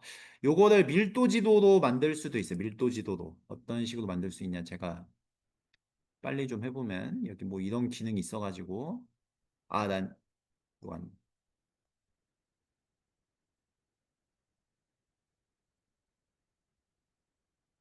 이런 식으로 해가지고 이렇게 밀도 맵도 금방 이렇게 만들 수가 있어. 그래서 어디에 뭐가 이렇게 있는지. 이거 뭔지 지금 궁금하죠? 안 알려드릴 거예요. 제가 다음 시간 정도 되면은 단계별로 알려드릴 거예요. 왜냐하면 이게 기초를 잡는 게 굉장히 중요해요. 모든 분야가. 그래서 이제 조금 이렇게 기초가 잡히고 나면은 이런 것들을 딱 해가지고 이렇게 멋있게 딱 보여줄 수 있거든요. 그래서 지금은 우리가 기초 닦는 시간이지 뭔가 이렇게 멋있는 거 하는 시간 아니에요. 그래서 이 정도까지 하고 100 레스터 데이터 다루기로 넘어가도록 하겠습니다. 그래서 3장 레스터 데이터 다루기로 한번 가보도록 할게요. 자, 우리는 지금까지 벡터 데이터만 다뤄왔고요. 이제는 레스터 데이터 모델을 다뤄보도록 하겠습니다. 레스터 데이터 모델은 이제 뭐 항공사진, 위성 영상, 뭐 드론, 뭐 이런 것들 되겠죠. 그래서 픽셀로 되어 있고 실세계를 사진을 찰칵 찍어서 거기다가 좌표계 얹어서 이제 뭔가 볼 수 있는 그런 데이터들이 다 레스터 데이터 모델의 범주에 해당이 되겠고요. ODA하고 요즘에 뗄래야 뗄 수 없는 관계라고 생각을 해요. 그래서 그거는 제가 위성 영상을 우리가 차차 다루게 될 텐데 아마 위성 영상이 우리 ODA에 굉장히 결정적인 역할을 할 거고 그걸 하기 위해서 이제 기본적인 부분을 좀 이렇게 익혀보도록 하겠습니다. 자, 레스터 데이터 모델은 어떤 특징이 있냐? 자, 실세계가 이렇게 있을 때 우리는 지금까지 벡터 데이터로 XY 좌표의 여러 개의 쌍으로 된 점선면 데이터를 이렇게 다뤄왔는데 레스터 데이터 같은 경우에는 XY의 좌표쌍이 딱 한 개만 존재를 합니다. 이렇게. 그래서 어느 특정 지점에 XY 좌표가 있고, 그 다음으로는 이제 픽셀 해상도가 있어요. 그래서 픽셀 값이 크기가 있으면, 요게 30m면 30m, 100m면 100m, 이런 상태로 있으면은 그 픽셀 격자 안에 픽셀마다 이제 고유 값을 가지고 있는 그런 형태의 데이터가 이제 레스터 데이터 모델이라고 보시면 되겠습니다. 이게 별로 와닿지 않기 때문에 우리가 실제 데이터를 가지고 이제 분석을 한번 해볼 거예요. 제가 어떤 데이터를 준비를 했냐 하면은 S3라고 하는 ArcGIS라고 하는 소프트웨어를 개발하는 이제 S3라는 회사에서 제공하는 10m급 해상도의 토지 피복 지도를 제가 하나 가지고 왔어요. 그래서 이 데이터를 가지고 우리가 실습을 한번 진행해 보도록 하겠습니다. 이 데이터는 이제 그 센티널2라고 하는 10m급의 공간 해상도를 가진 인공위성 영상을 가지고 재가공한 토지피복 지도입니다. 9개의 분류 클래스를 가지고 있고요. 평균 정확도는 75% 정도를 제시하고 있어요. 이게 어떻게 이렇게 제공이 되는지 좀 궁금하실 수가 있는데, 아니, 정확도가 75% 되는지 어떻게 알아요? 라고 보실 수가 있는데, 이걸 어떻게 하냐면은, 이 지도 보시면 요 빨간 게 도시고 여기가 식생이고 그렇거든요. 이런 식으로 정확도 평가를 해요. 예를 들면 식생 지역에다가 이 전체 지역에다가 포인트를 한 100개 뿌려요. 이렇게 100개를 이렇게 쫙 뿌리면은 예를 들면은 여기가 실제로는 도시예요. 근데 이 지도가 산림으로 예측을 했어요. 그러면은 이게 예측이 틀렸잖아요. 그래서 100개의 포인트를 쫙 뿌린 다음에 이 100개 중에서 몇 개가 맞는지 이런 식으로 이제 정확도 평가를 한다고 보시면 됩니다. 실제로는 더 복잡한데 대충 그런 방식을 통해서 대충이 아니고 간단하게 설명드린 거고 그런 방식을 통해서 정확도 평가를 도출을 해요. 그래서 저 75%는 굉장히 정확한 수치를 가지고 있어요. 그래서 실제 값을 놓고 이 지도가 얼마나 맞았지를 놓고 이제 예측을 한다고 보시면 됩니다. 그래서 75%의 정확도면 75%가 맞아요. 자, 그래서 이 데이터를 한번 열어보도록 하겠습니다. 자, 그래서 QGIS 제가 다시 한번 실행을 하겠습니다. 75% 정확도면 높은 편인가요? 네, 높은 편입니다. 높은 편이고, 80% 이상이면 굉장히 나이스한 거고요. 75% 이상이면 꽤 괜찮은 정확도입니다. 괜찮습니다. 근데 참고로 대한민국 토지피복지도는 몇 퍼센트의 정확도를 가지고 있느냐? 대한민국의 토지피복지도는 전 세계에서 가장 정확한 정확도를 가지고 있어요. 95%의 정확도를 가지고 있습니다.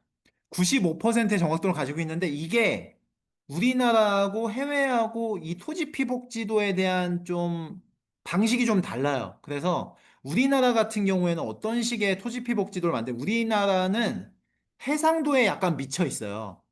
해상도가 굉장히 좋아요.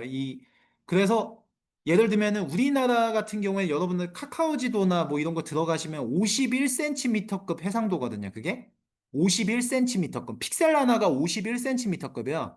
근데 그게 실제로는 해상도가 어떻게 되냐면은 12.5cm 정도의 해상도를 가지고 있어요. 그 영상이.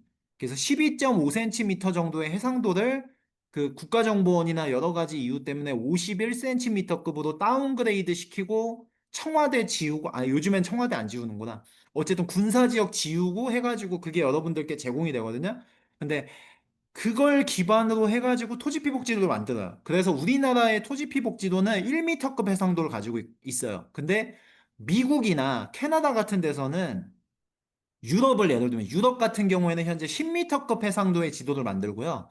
미국 같은 경우에는 30m급의 토지피 복지를 만들거든요.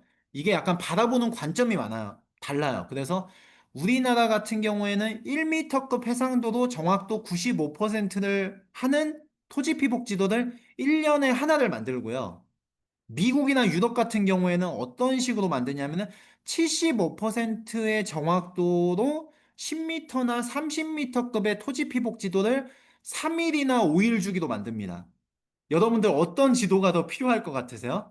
자, 3에서 5일 주기로 10에서 30m급 해상도도 제공해주는 최신성의 토지 피복 지도를 원하세요? 아니면은 1년에 한 장이 나오는데 95%의 정확도를 가지고 있는 1m급의 해상도 좋은 데이터를 원하세요? 두 개 다 필요한데 사실 우리가 원하는 건 그걸걸요? 1m급의 1m급의 3일에서 5일 주기도 제공해주면 좋죠. 근데 그게 현실적으로 불가능하거든요. 그래서 미국이나 캐나다나 유럽 같은 GIS 선진국들은 이거를 AI 기반으로 해서 3일에서 5일 주기로 막 제공해 주는 걸 추구하고 있고요. 우리나라도 현재 AI를 가지고 뭔가 하고 있긴 한데 우리나라는 그 주기가 조금 떨어지더라도 국가에서 대표성 있는 1m급의 95% 정확도의 지도를 제공하길 원해요. 이거는 누가 맞다 틀리다가 아니고 관점의 차이여가지고 그런 좀 차이를 가지고 있습니다. 그래서 해외에서는 75% 정도면은 꽤 괜찮은 이제 해상도라고 볼 수가 있어요. 그 다음에 이제 해상도 1m가 어떤 의미일지 1m 이상 크기의 물체는 다 보인다는 뜻일까요? 면은 어느 정도는 맞습니다. 어느 정도는 1바이 1m급의 해상도니까 1m 1바이 1m에서 이게 식별이 되는 그런 것들은 여간에서 이렇게 보여야 되겠죠. 그게 어느 정도 맞는데 그런데 현 시점에서 단언컨대 어 하루에 한 장씩 내가 한 4m급 정도의 위성 영상을 늘 받아서 쓰고 싶다라고 하면은 대안은 현 시점에서 하나밖에 없어요. 예. 도브라고 하는 플래니스코프라고 하는 위성 영상밖에 없습니다. 이거는 뭐 매일매일 이렇게 제공을 해주고 있기 때문에 그런 영상을 쓰는 기업들이 있어요. 지금 저기 부멘토로 하는 혜미님이 다니는 다비오라는 회사가 있는데 저런 데는 어떤 기술을 가지고 있냐면은 4m급의 인공위성 영상을 가지고 슈퍼 레졸루션이라는 그 초고해상도 영상 기술이 있어서 4m급의 영상을 주면은 1m급으로 만들어주는 그런 기술을 가지고 있거든요. 딥러닝을 이용해서. 저런 기업들은 이제 영상을 줘요. 이렇게 무료로 리서치용으로 쓰라고. 그래서 그런 기업들이 있는데 그게 전 세계에 그런 기업들이 많지 않아요. 그런 기업들이 생각보다 많지 않고. 그래서 뭐 이렇게 좀 쓸 수 있고 여러분들이 그 ODA 범주에 있기 때문에 ODA 범주에 있는 그 비영리 단체나 아니면은 기자나 이런 경우에는 그런 위성 영상들을 조금 무료로 쓸 수 있게 기회를 줘요. 조금 열어주는데 요즘의 분위기는 어떠냐 하면, 이게 말이 너무 길어졌네. 근데 제가 1분만 얘기하고 끊겠습니다, 이게. 예, 답변하다가. 근데 이제 어떤 부분들이 있냐면은, 요즘에 실리콘밸리나 공룡 기업들이 개발자나 데이터 분석가들을 많이 잘랐어요. 그 자른 이유 중에 하나가 AI의 그 변화 때문에 AI가 많은 것들을 대체해 줄 수 있어서 그래서 구글이나 메타나 이런 것들을 잘하는 기업들이 요즘에 되게 치사스럽게 많이 나옵니다. 그래서 예를 들면 구글러스 엔진을 제가 여기 스터디에서 조금 진행을 하려고 하는데 구글러스 엔진도 최근에 정책이 많이 바뀌었어요. 정책이 많이 바뀌어가지고 만만치 않아요. 요즘에는 그냥 뭐 어렵지 않아요. 쉽지 않아요. 그런 데이터를 쓰기가. 한 가지만 딱 짧게 말씀드리고 하면은 기업과 나의 전문성이 동일화되는 시대가 끝나버렸어요. 그러니까 내가 구글에 있다고 해서 내가 뭐 어디에 소속돼 있다고 해서 나의 전문성이 그 기업을 통해서 뭔가 대변해주는 시대가 저는 끝났다고 봐요. 그래서 IBM에 있든 구글에 있든 그건 끝났어요. 왜냐면 다음 날에도 잘릴 수 있는 시대예요, 지금은. 그래서 개인의 전문성을 계속 유지해야, 미친 듯이 유지해야지 살아남을 수 있는 시대다. lulc 언더바 2024.t프라는 파일을 한번 더블 클릭해서 한번 열어보겠습니다. 자, 그럼 이렇게 데이터가 열릴 거예요. 이렇게 데이터 열리죠. 요런 게 레스터 데이터예요. 자, 그래서 이렇게 확대 해보시면은 이렇게 픽셀 값들이 이렇게 있을 거예요. 요런 게 레스터 데이터입니다. 그래서 여기를 이렇게 클릭을 해보시면은, 요게 지금 이제 시가지고, 뭐 요게 이제 어디는 구름 꼈고, 어디는 뭐 이렇게 수생식생이고 막 이렇죠. 요런 것들이 이렇게 있어요. 요런 게 이제 토지피 복지도고 레스터 데이터라고 보시면 되겠습니다. 저는 지금 도미니카 공화국에 있으니까 이렇게 보면 이게 무슨 호수고 막 이런 거 알 수 있는데 여기 이렇게 가보시면은 요런 게 이제 맹그로브예요. 이 국가에 되게 맹그로브가 되게 크게 있어가지고 요런 게 이제 맹그로브죠. 요게 지금 현재 해상도 10m급의 이제 토지피복 지도입니다. 자, 그래서 이 데이터에 이제 속성창에 한번 들어가 볼까요? 자, 속성창은 레이어 이름을 더블 클릭해가지고 들어갈 수가 있죠. 자, 속성창에 들어가 보면은 이제 픽셀이 1인 값은 워터, 2인 값은 트리, 3인 값은 뭐 플러디드 베지테이션 뭐 이런 식으로 이제 클래스가 이렇게 나눠져 있고요. 그 다음에 정보 탭에 가보시면은 자, 정보 탭에 가보시면은 여기 어떤 정보들이 있어요. 이 파일에 대한 메타데이터가 있는데 제공자로부터의 정보라고 해가지고 이렇게 값들이 조금 있는데 여기서 보시면 픽셀 크기가 이제 10, 마이너스 10 이렇게 돼 있는 걸 보실 수가 있을 거예요. 이게 의미하는 바가 픽셀 하나가 10 바이 10m다라는 거죠. 그래서 10 바이 10m에 있는 정보들이 이렇게 들어가 있다라고 보시면 되겠습니다. 파일을 열다가 놓쳤는데 레이어 밑에 워터, 트리 등 펼쳐서 보는 방법은 레이어를 이렇게 추가를 하셨을 때 음, 다시 열어볼게요. 제가 레이어를 더블 클릭해서 이렇게 추가를 하시면 여기 잘 보시면 요 왼쪽에 이렇게 화살표가 있습니다. 그래서 화살표를 이렇게 클릭을 하시면은 이렇게 펼쳤다가 줄였다가 하실 수가 있어요. 그래서 여기서 이렇게 보실 수가 있습니다. 네. 자, 그러면은 이제 우리가 이제 뭘 해볼 거냐면은 자, 이제 레스터 데이터하고 벡터 데이터를 이제 같이 중첩을 시켜가지고 통계를 뽑아보는 작업을 해보도록 하겠습니다. 디스트리토 나시오날 행정경계를 여기다가 한번 추가를 해볼게요. 자, 디스트리토 나시오날 데이터 행정경계를 이렇게 한번 추가를 해보겠습니다. 자, 이거 요긴하게 쓰고 있죠. 자, 디스트리토 나시오날 지역으로 한번 이렇게 이동을 해볼게요. 이렇게 이동을 해보겠습니다. 자, 그럼 이 체크박스 갖다가 이제 레이어를 껐다 켰다 이렇게 할 수가 있는데 제가 이렇게 좀 비주얼적으로 이렇게 잘 볼 수 있게 색상을 살짝 바꿔볼게요.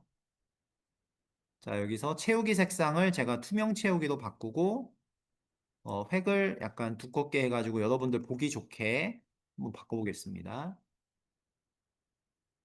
자, 여기가 지금 이제 디스트리또 나시오날 지역이에요. 자, 디스트리또 나시오날 지역인데 여기 잘 보시면은 어때요? 여기는 빌트 에어리어가 굉장히 많죠? 네. 여기서 제가 지금 살고 있습니다. 여기 어딘가에 제 점이 있어요, 좌표가. 자, 여기 살고 있고, 여기 잘 보시면 이게 깃다랗게 있는 게 이제 공원이 있고, 녹지가 있고, 이렇죠. 자, 우리는 GIS를 하고 있기 때문에 아주 재밌게도 내가 어떤 프로젝트 사이트가 있다. 이 토지 피복지도를 이용해가지고 굉장히 전문가처럼 얘기할 수 있어요. 뭐냐면은 여기, 저기, 시가와 지역이 몇 퍼센트가 되고요. 산림 지역이 몇 퍼센트가 되고요. 그래서 도시가와 지역이 이 지역의 전체의 몇 퍼센트를 차지하고 있네요. 이걸 우리가 진단해 줄 수 있어. 의사처럼. 여러분들 병원 가면은 막, 지금 의사들이 뭐라고 얘기해요? 여러분들, 간 수치가 안 좋으시네요. 리버 펑션 테스트 해보니까 AST, ALT 수치가 평균보다 얼마만큼 안 좋아요. 의사들이 이런 식으로 얘기를 하니까 되게 유식해 보이는 거거든요. 데이터 기반으로 얘기하니까. 근데 우리도 데이터 기반으로 얘기할 수 있어요. 그래서 요걸 배우면 이제 우리가 그걸 할 수가 있습니다. 자, 토지 피복지도가 있고 이렇게 경계가 있다. 자, 통계를 뽑을 수가 있어요. 제가 그걸 이제 가이드해 드릴 겁니다. 자, 첫 번째는 뭘 할 거냐? 요 디스트리또 나시오날 크기로 이 행정 경계를 자를 거예요. 자, 깔끔하게 잘라낼 겁니다. 자, 자르는 기능을 알려드릴 건데, 자, 자르는 기능이 어디에 있냐? 레스터 메뉴에 보시면은 익스트랙션이라는 하위 메뉴가 있고, 거기에 보시면 마스크 레이어로 레스터 자르기라는 기능이 있습니다. 그래서 요거를 실행을 해가지고 내가 이렇게 실행을 한번 할 거고요. 자, 실행창은 다음과 같이 생겼는데, 입력 레이어와 마스크 레이어 이 두 가지만 설정을 해가지고 내가 쫙 잘라내 줄 거예요. 그 작업을 한번 해보도록 하겠습니다. 자, QGIS에 들어가셔가지고 레스터의 익스트랙션 마스크 레이어로 레스터 자르기를 한번 실행을 해보겠습니다. 레스터의 익스트랙션의 마스크 레이어로 레스터 자르기. 자, 그럼 이제 다음과 같은 창이 뜹니다. 자, 똑같이 뜨실 거예요. 자, 이 상태에서 입력 레이어와 마스크 레이어만 선택을 해주시면 되는데, 마스크는 잘라내줄 영역 레이어고요. 입력 레이어는 내가 잘라내줄 대상이에요. 그래가지고 입력 레이어는 LULC 2024를 선택해 주시면 되고, 마스크 레이어는 디스트리또 나시오날 이렇게 지정을 해주시면 되겠죠. 자, 그러면 어떤 일이 벌어지냐면은 이 레스터 레이어를 이 마스크 레이어 영역으로 깔끔하게 잘라내 줄 거예요. 자, 그러면 잘라내주면은 파일이 하나 생성이 될 텐데, 아래쪽에 한번 내려가 볼게요. 이렇게, 아래쪽에. 이렇게 내려가 보시면은, 잘라낸 산출물 마스크라고 해가지고, 현재 지금 뭐라고 적혀 있어요? 임시 파일의 저장이라는 기능이 있습니다. 자, 임시 파일의 저장이라고 이렇게 적혀 있는데, 우리가 이번에는 그냥 실행 버튼을 눌러서 결과값을 그냥 확인해 볼 겁니다. 즉, 내가 이 옵션만 주고 여기 임시 파일의 저장이라는 게 뭔지를 모르지만 그냥 실행 버튼 눌러서 결과값을 한번 확인을 해보겠습니다. 자, 실행 버튼 한번 이렇게 눌러 볼게요. 자, 실행 버튼 누르면은 요렇게 레이어가 이제 깔끔하게 잘려졌어요. 이게 뭐냐면은 지금 디스트리또 나시오날 이제 영역에 맞춰서 토지 피복 지도를 이렇게 잘라낸 겁니다. 여기까지 잘 되셨나요? 네, 여기까지 잘 되셨을 거예요. 근데 여기서 이런 궁금증이 생기실 거예요. 아니, 교재에 보면은 이렇게 색깔이 이렇게 다 반영이 돼 있는데, 내가 잘랐을 때는 왜 이렇게 돼 있지? 이런 궁금증이 생기실 거예요. 안 이쁘잖아요, 일단. 이거 안 이뻐, 이게 도대체 어떻게 된 거예요? 강사가 이거 캡처를 잘못한 거 아니야? 그게 아니고, 자, 이 토지 피복 지도는 제가 일부러 예쁘게 보이도록 다 세팅을 해 놓은 거거든요. 이 토지 피복 지도가. 그래서 여러분들, 어, 네.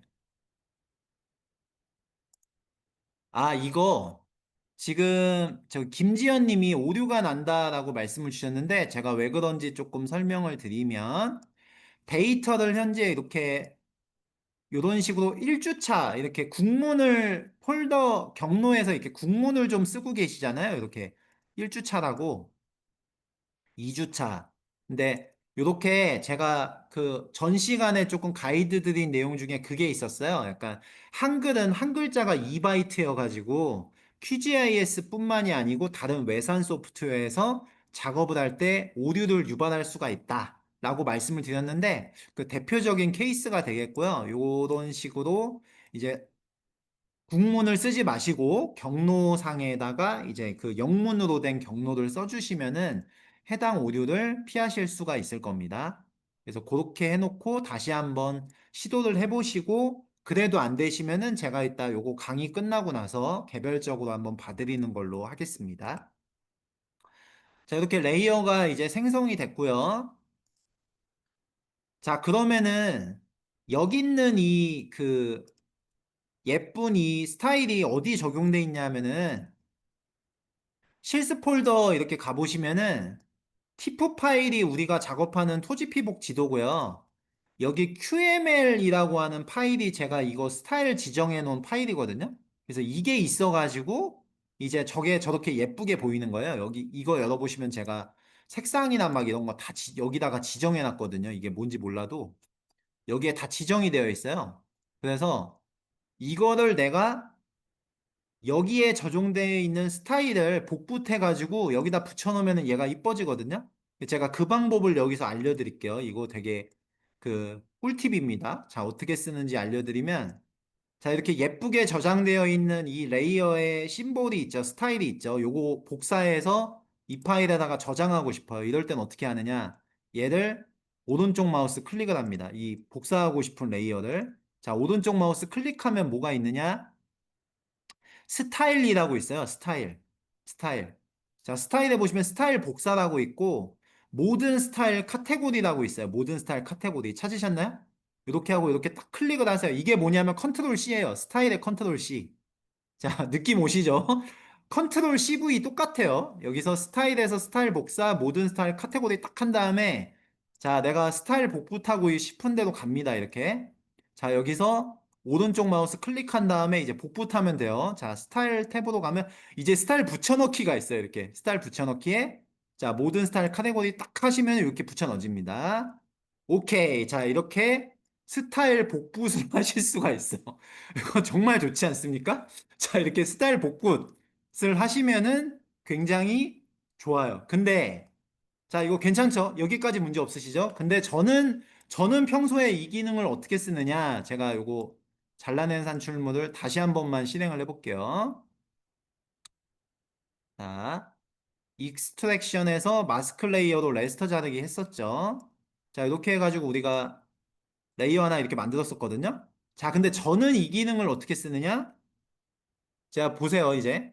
저는 이렇게 씁니다. 제가 지금 뭐 했죠? 이 사람 뭐 한 거야 싶을 텐데, QGIS에 단축키 기능이 있어요. 그래서 저는 단축키를 만들었었어요. 단축키 만들어서 쓰면은 이게 진짜 편하거든요. 제가 단축키를 썼는데 어떤 단축키를 썼냐면은, 저는 지금, 어, 스타일 복사, 스타일 붙여넣기를 F4번, F8번 단축키로 쓰고 있어요. F8번 단축키. 이렇게 단축키를 쓰고 있거든요. 이 단축키 설정을 어디서 하느냐를 제가 좀 안내 드리면, 여기 지금 맨 위에 보시면은 설정해 보시면은 키보드 단축키라는 게 있어요. 키보드 단축키. 키보드 단축키. 설정의 키보드 단축키. 이거 교재에 없습니다, 지금. 자, 설정해 보시면 키보드 단축키라는 게 있어요. 자, 키보드 단축키에 들어가시면 내가 자주 쓰는 기능은 여기서 키보드 단축키를 쓰실 수가 있거든요. 그래서 여기서 검색 버튼에서 스타일이라고 이렇게 검색을 합니다. 검색을 하면은 저는 지금 현재 스타일 복사와 붙여넣기를 F4, F8 단축키를 걸어놨거든요. 이거 어떻게 하냐면은 스타일 복사를 F4로 설정하고 싶다라고 하시면은 해당 기능을 이렇게 선택을 하신 다음에 변경 버튼 누르시고 해당 F4키 이렇게 눌러주시면 돼요. 그럼 변경이 적용이 될 겁니다. 그래서 복사 붙여넣기 F4, F8 이렇게 설정을 해주시면 돼요. 이게 굉장히 QGIS를 쓸 때 내가 자주 쓰는 기능들에 대해서 단축키를 설정해 놓을 수 있기 때문에 굉장히 편합니다. 요거는 사람마다 뭐 편한 기능을 써주시면 될 것 같고 F4, F8 이렇게 저는 쓰고 있어서 뭐 똑같이 쓰셔도 되고요. 뭐 다르게 쓰셔도 되고 그래요. 자, 이런 식으로 해가지고 데이터를 이제 잘라내고 스타일링하는 기능까지 한번 살펴봤습니다. 자, 이렇게 해서 내가 원하는 만큼 이렇게 잘라내서 이제 예쁘게 이제 만들 수가 있어요. 자, 여기까지 하실 수 있으면은 여러분들이 뭐 UN이나 뭐 월드뱅크나 이런 데서 GIS 레스터 데이터 엄청 많이 제공해 주거든요. 그래서 그런 거 제공해 주면은 딱 여러분들 프로젝트 사이트에 예쁘게 잘라서 이렇게 만드실 수 있는 거예요. 자, 그러면 이제 예쁘게 잘랐어요. 자, 이제 그 다음에 뭐 해야 됩니까? 이제 면적 구해야죠, 이제. 아, 이제 살림 몇 프로고 막 이렇게 뽑아낼 수 있어야 되죠. 우리는 GIS 닥터니까 일반 닥터들이 하듯이 이제 싹 다 뽑아서 이렇게 통계낼 수 있어요. 자, 이제 뭘 해야 되냐? 그럼 이제 그 기능을 이제 알아서 실행을 해주면 되는 거죠. 근데 QGIS가 이걸 뭐 굉장히 쉽게 또 처리를 해줍니다. 그래서 이 제가 알려드리는 기능을 이용하시면은 얘가 엑셀로 다 뽑아줘요. 통계를. 그래서 제가 이걸 한번 해보도록 하겠습니다. 자, 레이어 유일값 보고라는 기능을 쓸 거예요. 근데 뭐 이거 뭐 이렇게 기능 이름이 길잖아요. 그런데 이거 여러분들 외우실 필요 없어요. 외우실 필요 없고 제가 이제 네이버 검색창과 같은 QGIS의 검색 기능을 이제 알려드리면 거기서 끝납니다. 자, 그러면 그 기능을 처리하기 전에 제가 이제 한 가지만 좀 알려드리고 넘어가면은 여러분들 지금 레이어 창에 잘라낸 산출물 마스크라고 해가지고 요 레이어가 있을 텐데 여기 오른쪽에 보시면 이렇게 반도체 모양의 메모리 모양의 이렇게 버튼이 하나 보이실 거예요. 보이시나요? 그 마우스 갖다 대면은 이렇게 안내가 나와요. 임시 레이어만 해당됩니다. QGIS 종료 후 모든 내용이 사라질 것입니다. 이렇게 나옵니다. 이게 무슨 의미냐? 여러분들 방금 전에 그 기능 쓸 때 파일 이름 지정하지 않았죠? 그냥 실행했죠. 이 경우에는 어떻게 처리가 되냐면은 QGIS가 지금 여기서 보시는 것처럼 이름을 그냥 임시로 만들어요. QGIS가. 이름을 임시로 만들고 그걸 어디다가 저장하냐면은 메모리에다가 저장을 합니다. 여러분들 컴퓨터 메모리에다가. 그래서 여러분들이 이것을 별도 파일로 저장하지 않으시면은 얘는 QGIS 종료할 때 휘발돼서 날아가요. 그런 레이어라고 보시면 돼요. 근데 도대체 이런 기능을 왜 만들어 놨냐? GIS 프로그램은 A 기능을 이용해서 나온 결과물을 B 기능에 또 집어넣고 B 기능의 결과물을 C 기능에 또 집어넣고 막 이런 연속적인 분석 작업들이 굉장히 많아요. 그래서 내가 최종 산출물만 파일로 필요한 경우에만 파일을 지정해서 다운받고 평소에는 메모리로 빠른 연산을 수행하시라고 저런 임시 레이어 기능을 달아놓은 거예요. 그래서 이 기능을 이제 정확히 좀 구분해서 알고 계시면 좋습니다. 조혜진 님이 유엔 기구 등에서 레스터 데이터를 제공한다고 말씀하셨는데 주제국 데이터를 가지고 실습해 보고 싶어요. 혹시 어느 홈페이지 들어가면 확인할 수 있을까요? 유엔 바이오다이버시티 랩이라고 있고요. 그거를 제가 조금 이따가 URL을 조금 공유 드릴게요. 유엔 생물 다양성 랩이 있어서 여러분들이 거기서 데이터를 접근하실 수도 있고 제가 다양한 그 데이터 받으실 수 있는 출처도 차근차근 안내해 드릴 겁니다. 아주 좋아요. 이제 막 근질근질 거린다는 얘기거든요. 제가 이게 되게 반가운 증상이에요. 내가 이제 데이터 좀 다룰 수 있으니까, 아, 내 주제국 데이터 받아가지고 이제 뭐 해봐야지 막 이런 느낌이 드는 거거든요. 할 수 있다는 얘기예요. 굉장히 바람직합니다. 자, 그럼 이제 이 기능 알아보고 제가 이제 레스터 데이터 분석 조금 이제 간단 레스터 분석으로 해볼 건데, 요것도 마찬가지로 간단하지만 굉장히 파워풀한 기능입니다. 자, 레스터 레이어 유일값 한번 해볼게요. 자, 어떻게 접근을 하느냐. 자, 일단은 여러분들, QGIS의 맨 상단 메뉴에서 공간 처리 툴박스라는 걸 이제 실행을 합니다. 공간 처리 툴박스. 자, 공간 처리 툴박스라는 걸 실행을 하면은 QGIS가 가지고 있는 모든 기능들이 다음과 같이 이렇게 나옵니다. 툴박스로. 이게 다 기능이에요. 이렇게. 기능 엄청 많죠. 여기에. 아무거나 이렇게 넓혔다가 이렇게 줄였다가 해보세요. 여러분들 이미 쓰신 기능들도 여기서 검색해서 쓰실 수가 있어요. 이런 식으로. 자, 여기서 오늘 실습할 내용이 이제 유일값 검색창에서 뭐 이렇게 유일값 뭐 이렇게 선택을 해보겠습니다. 검색을 해보겠습니다. 그러면은 유일값이 포함된 기능들이 이렇게 검색이 되죠? 맞죠? 이렇게 검색이 되시죠? 검색하시면 되셨나요? 네. 자, 이렇게 검색해서 쓰시면 돼요. QGIS 기능들을. 그래서 어느 기능이 어디에 있는지 암기하실 필요 없습니다. 그래서 이런 식으로 이제 검색해서 쓰시면 되는데, 뭐 이런 생각 드실 거예요. 아니, 강사님, 그럼 처음부터 이거 왜 여기서 접근하라고 저한테 막 위치 이렇게 들어가게 하고 그랬어요. 여기서 막 처음부터 이렇게 검색하면 다 되는데, 라고 이렇게 생각하실 수가 있는데, 뭐 제가 나쁜 사람이죠. 제가 일부러 안 알려드렸어요. 왜? 이게 저 메뉴바에 있는 기능을 쓸 줄도 알아야 되고, 이렇게 접근할 줄도 알아야 되니까. 그래서 제가 스텝 바이 스텝으로 조금 조금씩 알려드리는 거예요. 굉장히 얄밉게. 자, 이제 조금씩 이제 편해지실 겁니다. 자, 그래서 이제 이번에는 뭘 써볼 거냐 하면은, 레스터 분석에서 레스터 레이어 유일값 보고를 이렇게 한번 실행을 해보겠습니다.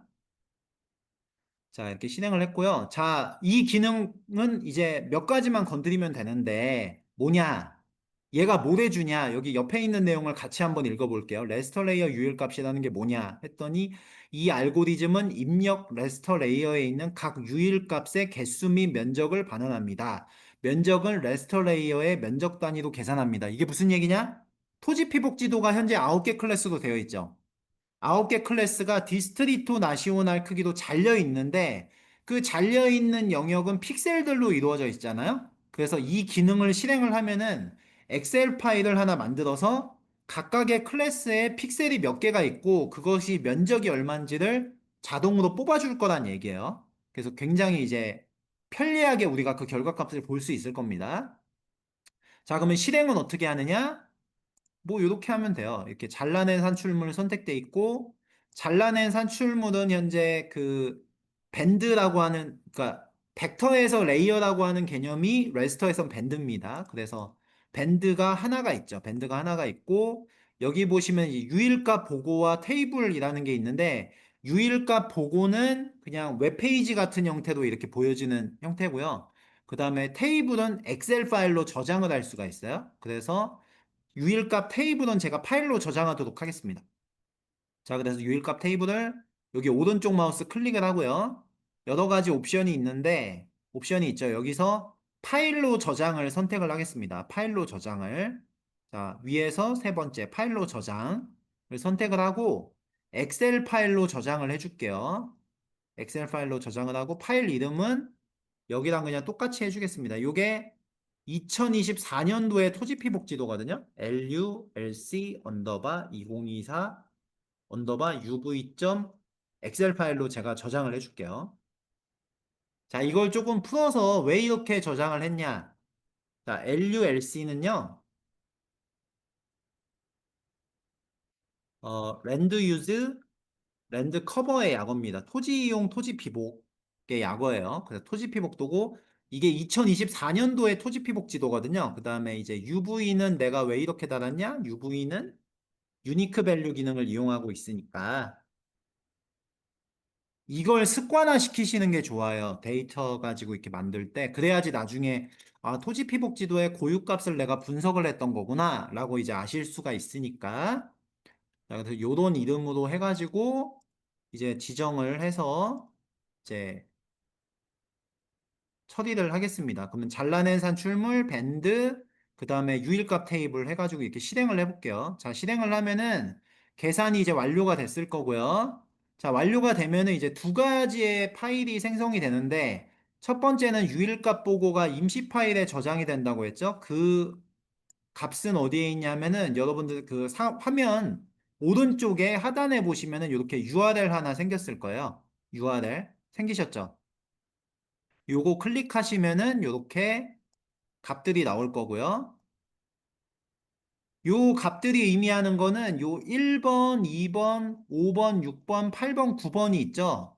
요 1번, 5번, 6번, 8번, 9번이 여기 지금 데이터에 그 잘라낸 산출물 들어가 보시면 요거하고 일치하는 겁니다. 요거하고 1번, 2번, 3번.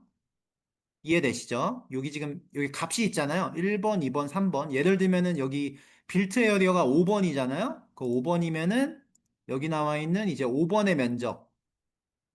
그러면 7,517만 4,600 제곱미터의 면적하고 일치가 되는 거예요. 이렇게 보시는 거예요. 이렇게 일치가 되는 거고, 그 다음에 엑셀 파일은 보시면은 엑셀 파일이 생성이 됐을 거고요. 이렇게 엑셀 파일이 이렇게 나갔습니다. 자, 그렇게 돼서 각각의 클래스에 대해서 이렇게 면적이 나왔어요. 이런 식으로 해가지고 여러분들이 여기다가 이제 2번이 뭐고 5번이 뭐고 클래스 뭔지 알잖아요. 그렇게 매칭시키면은 이제 면적 계산을 하실 수가 있는 거죠. 만약에 이거 제곱킬로미터가 일반적이니까 제곱킬로미터도 바꾸고 싶다. 그러면 어떻게 하시면 돼요? 이건 엑셀이죠. GIS가 아니고 나누기 10의 6승 하시면 되죠. 10의 6승. 그래서 쫙 하면은 이렇게 나오죠. 이런 식으로 이제 작업을 하시면 됩니다. 0은 뭐냐? 0은 신경 쓰지 마세요. 0은 이제 그 백그라운드 영역이에요. 0은 신경 쓰지 마시고. 자, 그러면은 내가 이제 얘기할 수 있는 거죠. 요 지도를 놓고 뭘 얘기할 수 있겠어요? 이제 1번, 2번 뭔지 대충 볼까? 이렇게 보면은. 자, 이렇게 되죠? 자, 그러면 엑셀 이렇게 있죠? 자, 그러면은 내가 이제 얘기할 수 있는 거죠. 아, 안녕하세요. 뭐 데이터 분석가 유병혁입니다. 디스트리트 나시오날 프로젝트 지역에 대해서 2024년 토지 피복지도 분석을 해봤습니다. 자, 분석 결과를 보니까 다음과 같은데요. 제가 분석한 바로는 빌트 에어리어가 75제곱킬로미터 정도 차지를 하네요. 그 다음에 트리 같은 경우에는 8.77제곱킬로미터 정도 이제 차지를 합니다. 협력국의 그 산림 피복의 그 목적하시는 그 면적이 어떻게 되시죠? 뭐 10제곱킬로미터 되신다면은 도달까지 1.3제곱킬로미터 정도 남았네요. 그럼 그런 부분을 위해서 어느 지역을 어떻게 해야 되겠네요. 뭐 이런 얘기를 할 수가 있는 거예요.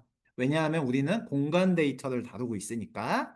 그 다음에 거기다가 이제 좀 더 제가 다음 시간 해가지고 알려드리면, 아, 그 여기 지금 식생이 이렇게 있는데 그게 도대체 뭐 거기가 어딘데요? 나는 모르겠는데. 아, 그래요? 그러면 뭐 위성 사진으로 한번 보시죠. 여기잖아요. 이렇게 공원이 이렇게 있잖아요.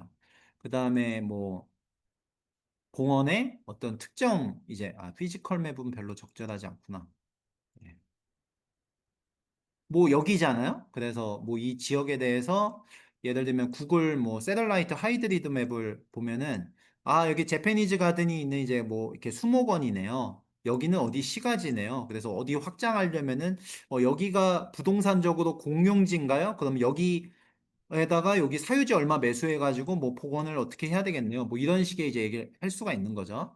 그래서 이런 식으로 이제 그 토지 피복별 면적을 계산하는 그런 기능에 대해서 한번 살펴봤습니다. 그래서 번호를 이렇게 매칭시켜서 이제 확인해 보면 되겠고요. 자, 여기까지 해가지고 이제 3장까지 한번 진행을 해봤습니다. 그래서 3장까지 진행을 해봐서 우리가 이제 벡터 데이터와 레스터 데이터를 다루는 법까지 한번 해봤고요. 4장은 이제 시간 관계상 다음 시간에 이어서 하겠고,